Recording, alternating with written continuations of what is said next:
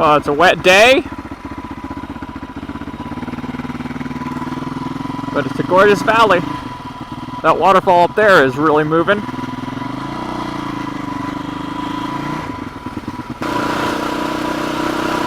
So I'm out here on Luoshan Road. I have been out here before. It seems like maybe it's paved farther than it was the last time I came, but it's been a long time.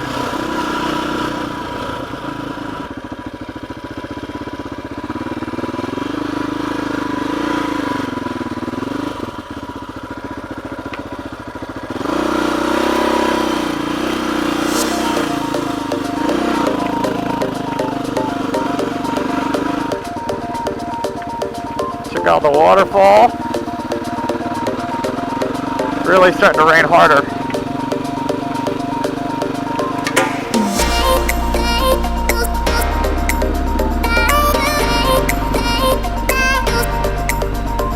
Another waterfall.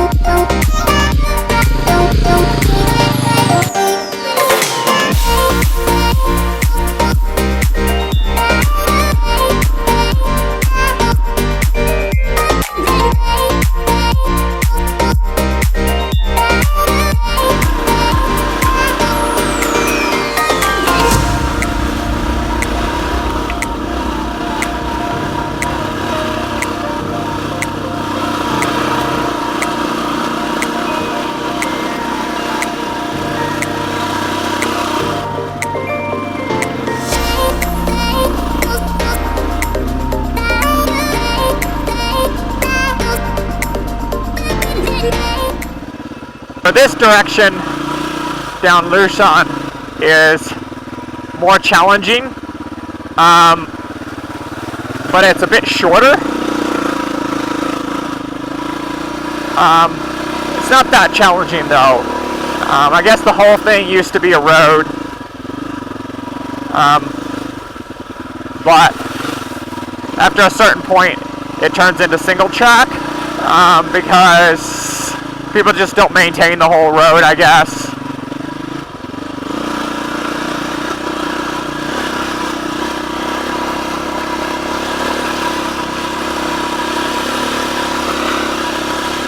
You just have a situation where the road kind of disappears. And sometimes people will keep hiking it, and so it'll stay a single track. But if no one hikes it,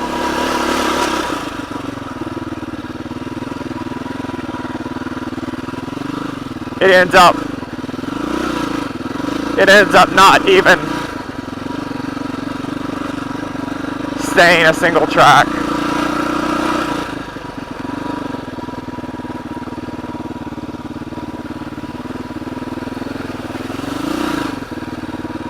So now this is just a gorgeous little hiking trail that people also ride their bikes on, and maybe mountain bikes and whatever. I happen to know, because I've been out here before, there aren't any steep hill climbs or anything, or descents. When it's this wet out, you have to be really careful, especially in descents. If you have to come back that way, it can be so slick that you can't make it back up, and that would be really sketchy.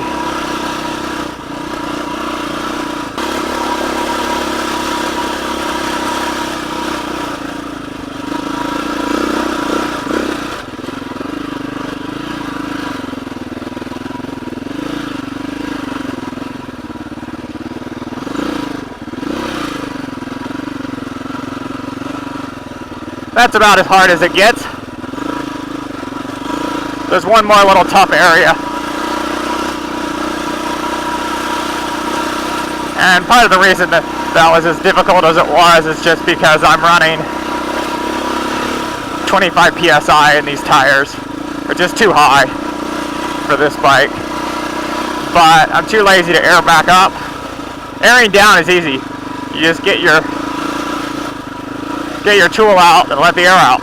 Airing up is a bit more of a hassle, and in the rain, I don't really want to take my seat off and hook the compressor up, and it's just rather not deal with it.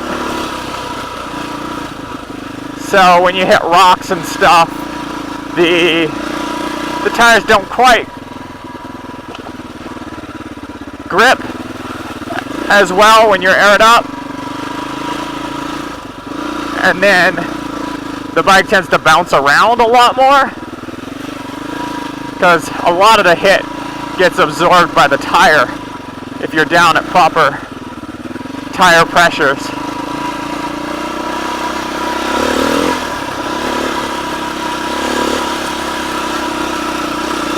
So definitely look into what your bike is supposed to be running for the conditions that you're in. If you go too low, you can get pinch flats.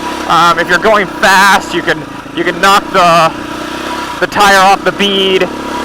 You can bend your rim, because the tire also protects the rim from impacts. But if you're aired up too high, you're going to notice a decrease in traction, and the bike's going to bounce around a lot more. You're going to feel all the little bumps and stones and imperfections.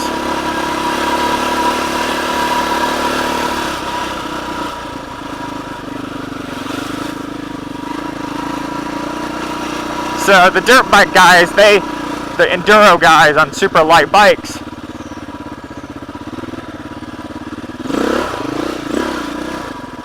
they basically consider 15 PSI to be like a minimum.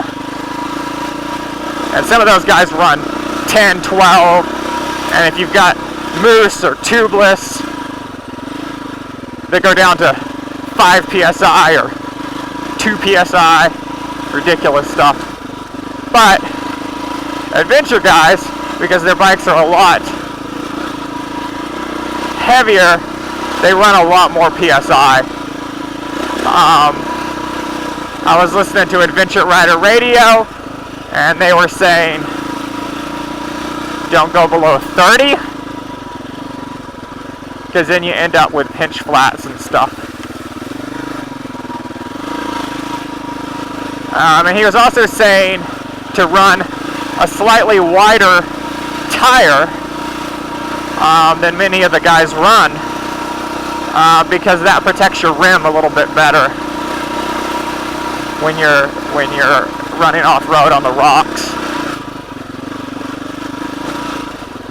I know some of the adventure guys do go down to the low 20s, but you really got to know your bike and your style of riding and what you can get away with, because what you can get away with in sand is definitely not the same as what you can get away with in rocks. Here in Taiwan we have a lot of rocks, and so I'm scared to go too low because those impacts are a lot harder, whereas with sand you're not dealing with those impacts. So definitely get educated about your tire pressures, and don't be lazy like me.